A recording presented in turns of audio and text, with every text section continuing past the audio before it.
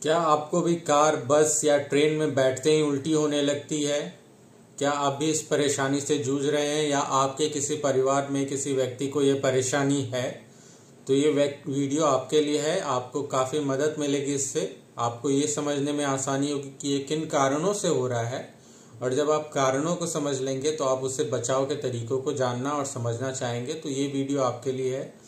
नमस्कार दोस्तों, मेरा नाम डॉक्टर जितेश कुमार है और आज हम बात करेंगे मोशन सिकनेस के बारे में। मोशन सिकनेस क्या होता है? मोशन सिकनेस वो होता है जब किसी व्यक्ति को चलती हुई गाड़ी या बस, ट्रेन या कार्स में जब उल्टी हो जाए तो उसे मोशन सिकनेस कहते हैं। तो ये होता क्यों है? सबसे बड़ा कारण तो यही है कि ये होता क्यों है, क्योंकि कार में तो हर कोई बैठ रहा है, पर कार में बैठे हर व्यक्ति को तो उल्टी होती नहीं है, किसी एक को हो जाती है। तो आखिर ये क्यों हो रहा है?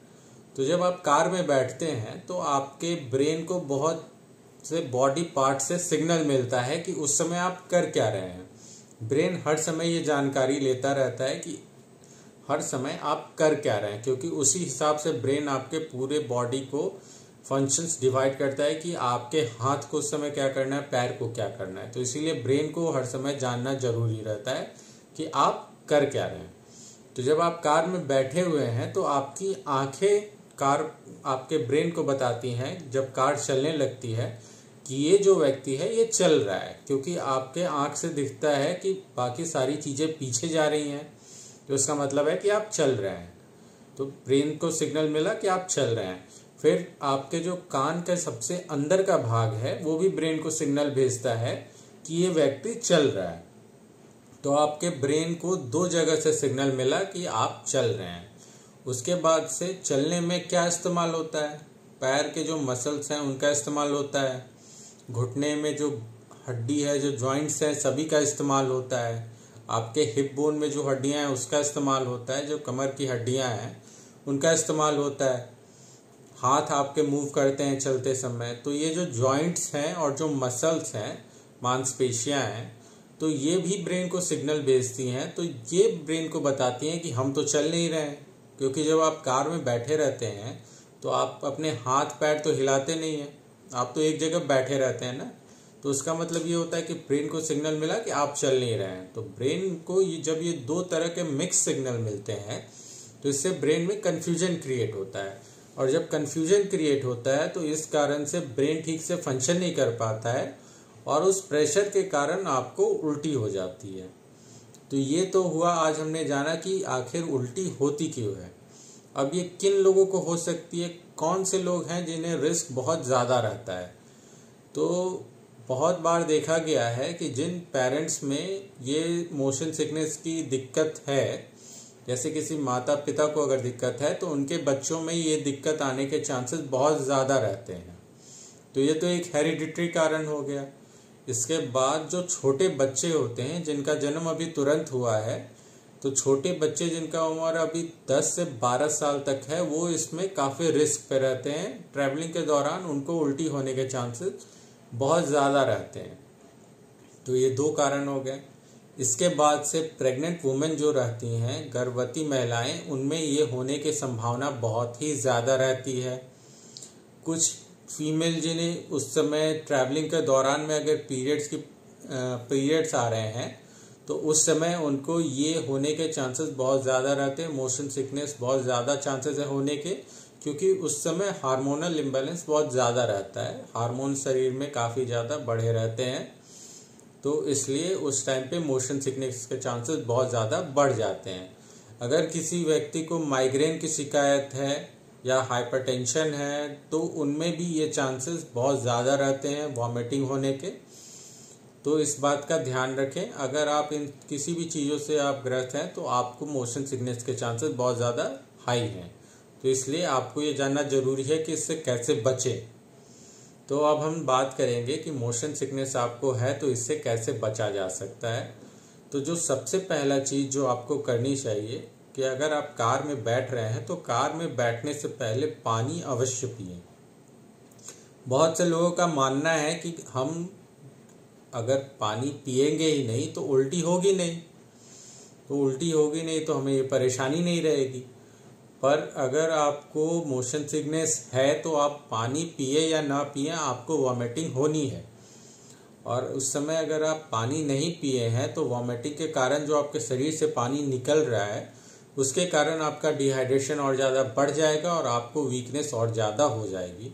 तो इसका ध्यान रखिए, पानी हमेशा पिए, आपने बॉडी को डिहाइड्रेट नहीं रखना है।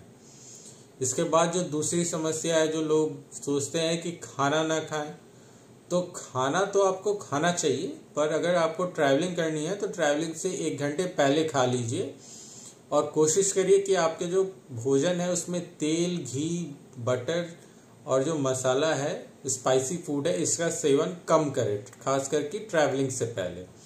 जितना लाइट हो उतना हल्का भोजन करें, पर उसमें सैलड्स की मात्रा, रोटी, दाल, ये सब आप खा सकते हैं, क्योंकि इससे आपकी ऑयल की जो चांसेस है वो काफ़ी ज़्यादा कम हो जाएंगे और आपका जो एनर्जी लेवल है वो भी हाई रहेगा। तो उससे आपके वॉमिटिंग में, सेंसेशंस में कमी आ सकती है। तो इसका हमेशा ध्यान रखिए, न ज़्यादा डिहाइड्रेट हो और न भोजन स्किप करें। दोनों खाएं, पर ट्रैवलिंग से 1 घंटे पहले खा लीजिए। अगर आप कार में बैठ रहे हैं, कार से जा रहे हैं या किसी ऐसी गाड़ी से जा रहे हैं जिसके कि आप विंडो खोल सकते हैं, और विंडो खोलना अगर सेफ है तो उसको खोल के रखें ताकि बाहर की फ्रेश हवा अंदर आ सके। क्योंकि बहुत लोगों को जो व्हीकल्स है उसके जो अंदर की जो स्मेल होती है, जो कार के जो सीट होते हैं जो लेदर या रेक्सिन्स के होते हैं, उसकी एक अलग स्मेल होती है जो कि काफ़ी स्ट्रांग हो सकती है। ये जो कार परफ्यूम होते हैं उसके भी स्मेल काफ़ी ज़्यादा स्ट्रांग होते हैं किसी लोगों के लिए, तो उसके कारण भी वॉमिटिंग हो सकती है। तो इसलिए कोशिश करें कि विंडो सीट पे बैठे और विंडो खोल दें ताकि जो फ्रेश हवा है तो उसके कारण वॉमिटिंग ना हो।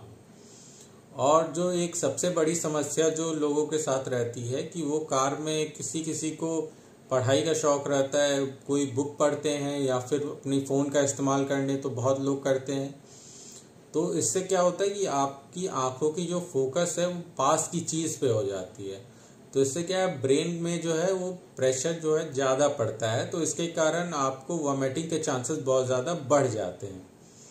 तो अगर आपको मोशन सिकनेस की शिकायत है तो जब आप कार में बैठे तो आप कोशिश करें कि आप सबसे जो दूर की चीज़ जो आप देख पा रहे हैं आप अपना पूरा ध्यान उस पर लगा दें।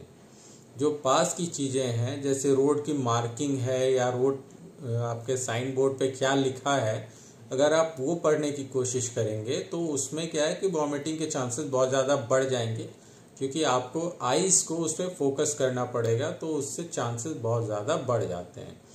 तो हमेशा ध्यान रखिए कि सबसे जो दूर की चीज़ जो आपको दिखे उस पर फोकस बनाए रखिए, और जो पेड़ जो पीछे जा रहे हैं उन पे ध्यान ना दें, नहीं तो वॉमिटिंग के चांसेस और बढ़ जाएंगे। इसके बाद जो मोबाइल फ़ोन का इस्तेमाल करते हैं तो वो भी बिल्कुल बंद कर दें, क्योंकि उससे भी वॉमिटिंग के चांसेस बढ़ जाते हैं। अगर आप कोई दवा ले रहे हैं जिससे कि वॉमिटिंग के चांसेस बढ़ सकते हैं तो अपने डॉक्टर से ज़रूर सलाह लें कि आप ये दवा खा रहे हैं तो क्या इससे आपको वॉमिटिंग हो सकती है। अगर आपके डॉक्टर बता रहे हैं कि इससे वॉमिटिंग के चांसेस हैं तो आप उनसे ज़रूर पूछें कि क्या मैं ट्रैवलिंग के से पहले ये दवा लूँ या ट्रैवलिंग के बाद लूँ। अगर वो स्किप करने को बोलते हैं कि हाँ आप इस टैबलेट को इतने घंटे की ट्रैवलिंग के बाद ले सकते हैं, तो आप कोशिश कर सकते हैं कि वो दवा ट्रैवलिंग के बाद लें, पर अपने डॉक्टर से पूरी राय लेने के बाद ही करें।